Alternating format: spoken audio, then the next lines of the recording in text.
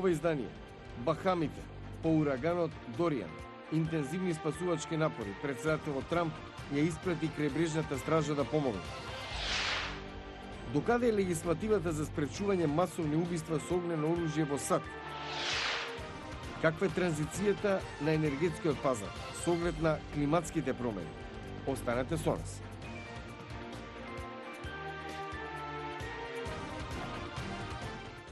Добро вечер. Ова е ТВ журналот Ньюсфлеш на Гласот на Америка на македонски. Јас сум Јане Бојаджиевски.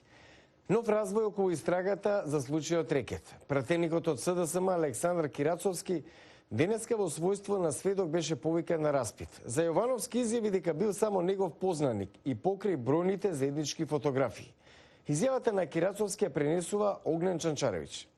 Денес ќе завршат лажните вести, манипулациите, инсинуациите кои што реално според мене нанесоа одредена штета на самата истрага. За недолжен, бидејќи викате што апсолутно недолжен, затоа што видите, ние сме честни луѓе со интегритет, луѓе со кредибилитет. И искрено ви кажам, во ниту еден момент нема да си дозволиме да се доведеме во таа ситуација во која што вие на некој начин алудирате преку самото прашање. А од другите вести, премиерот на Бахами Хуберт Минис се заложи дека ќе стори се што е неопходно за интензивирање на спасувачките и напорите за обновување откако ураганот Дориан го опустоши Карибскиот архипелаг. Цели села, плажи вообичаено преполни со туристи се затрупани со делови од згради, уништени автомобили.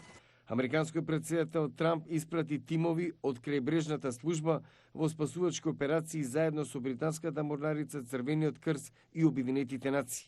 Метеоролозите предвидува дека ослабената бура ќе мине преку Јужна до Северна Каролина до крајот на утрешниот ден. Сервисот на Google за видеоматеријал YouTube е казнен со $170 милиони за илегално собирање и споделување на лични информации за деца. Очекувам исчекор. Утре би требало да се сретнат работните групи ако двете страни се подготвени после консултациите да се продолжи во изнаоѓање решение кое би требало да биде до крајот на неделата. Истакна премиерот Зоран Заев околу рокот од 15 септември за новиот закон за СЈО. Деталите ги пренесува Владимир Мирчевски.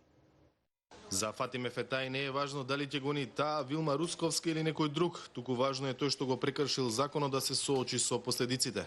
Ова изјава на обвинителката во СЈО е коментар по полномошното на притворената Катица Јанева за трансфер на сите предмети од специјалното во јавното обвинителство. Каква и да е крајната одлука која што ќе биде донесена по однос на судбината на нашите предмети, односно независно од тоа дали ќе биде одлуката дека ние ќе продолжиме да ги застапуваме тие предмети или пак други обвинители, сепак таа одлука би била подобра од било кое друго решение кое што го посакуваат одредени политичари во моментот, а тоа е преку вешто искористување на одредени правни празнини и злоупотреба на нивната политичка моќ да дојдат до решение кое што ќе значи целосно или делумно одбегнување на кривичната одговорност. За премиерот постапката на Јанева е логична, зашто како што вели со предлог законот за јавно обвинителство за кој се уште нема договор, предвиден е трансфер на предметите на СЈО во обвинителството за гонење организиран криминал и висока корупција. По сакуваното решение се постигне договор. Во самиот договор е предвидено предметите да поминат кај државниот обвинител. Ако не се постигне договор, сегашните закони викат предметите поминуваат кај државниот обвинител. Ако се постигне договор или ако не се постигне договор, правото на специјалниот јавен обвинител е опишано во законот за јавното обвинителство. Јас вчера прашав правниците околу мене, викат да, тоа сосема законски дозволива, одлуката на специјален јавен обвинител да ги предаде. Немаме никои контакти нели со Катица Јанева да прашаме зошто е тоа така. За опозицијата дописот на Јанева е доказ за координираност меѓу власта и СЈО и за, како што велат, паника поради големиот скандал. Од ВМРО ДПМН не сакаат да прецизираат докаде е преговарачкиот процес за законот. Само велат дека интензивно се работи и дека засега нема договор. Докаде е легислативата за спречување на масовни убиства со огнено оружје во САД? И покрај се поголемиот број на инциденти, многу политичари не се подготвени да бараат построги закони за контрола на оружјето. Златица Хок објаснува зошто. Полицијата соопшти дека во неодамнешен инцидент осомнечениот киднапирал поштенско возило и започнал да пука кон минувачи. Полицијата конечно го пресретнала на паркинг каде го застрелала. Председателот Трамп ја пофали полицијата за, како што рече, неверојатно добро завршената работа во дадените околности. Сепак, запрашан за тоа дали ова ќе го поттикне законодавството да работи на контрола на оружјето, тој не беше дециден. Разгледуваме различни закони, идеи, концепти. Тоа трае веќе подолго време, проверки на безбедноста. За жал, ако погледнете во последните 4 или 5, па дури и назад за 5, 6 или 7 години, без разлика колку се силни проверките, тие не спречија ништо. Се работи за ментален проблем. Тоа е голем проблем. Американскиот сенатор Пет Туми, републиканец од Пенсилванија, во интервју за ABC, кажа дека председателот сака нешто да се стори.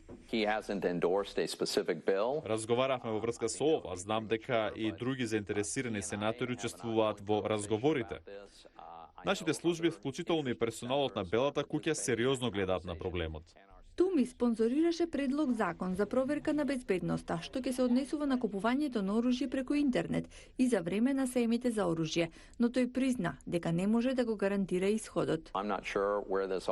Не сум сигурен што ќе се случи, но председателот е многу заинтересиран. Јас исто така останувам заинтересиран за мерките што ќе им отежнат на луѓето што не треба да имаат оружје, да дојдат до него. Знаете, ние ќе го сватиме ова многу сериозно.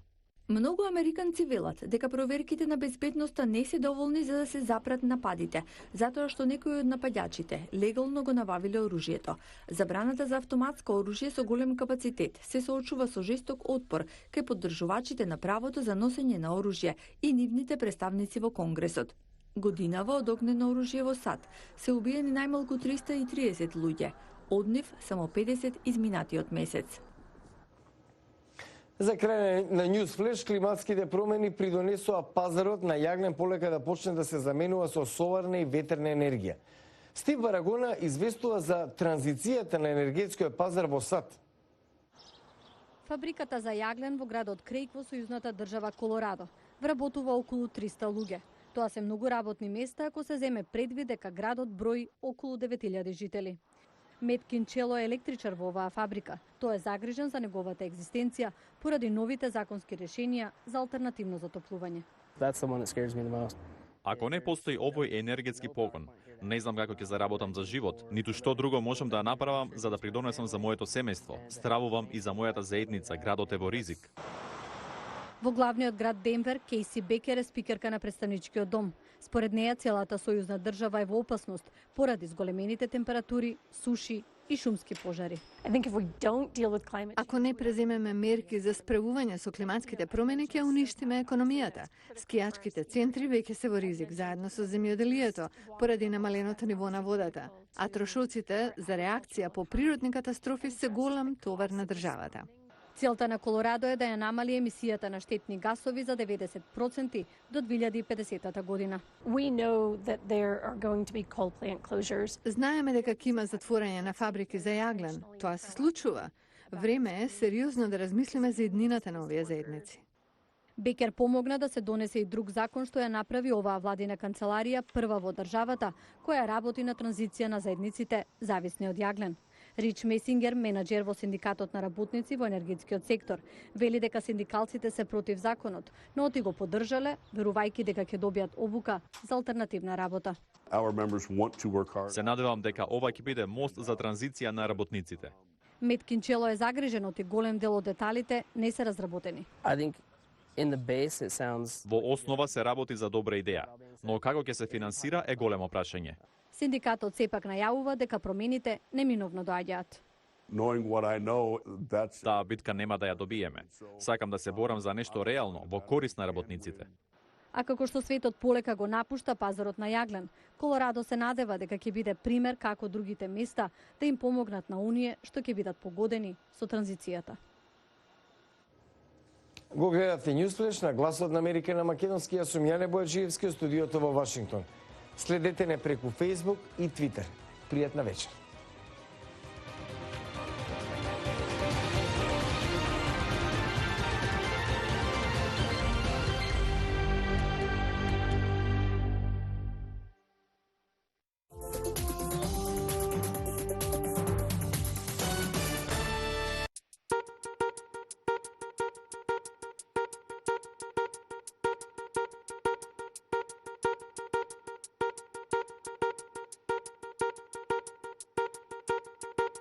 Thank you.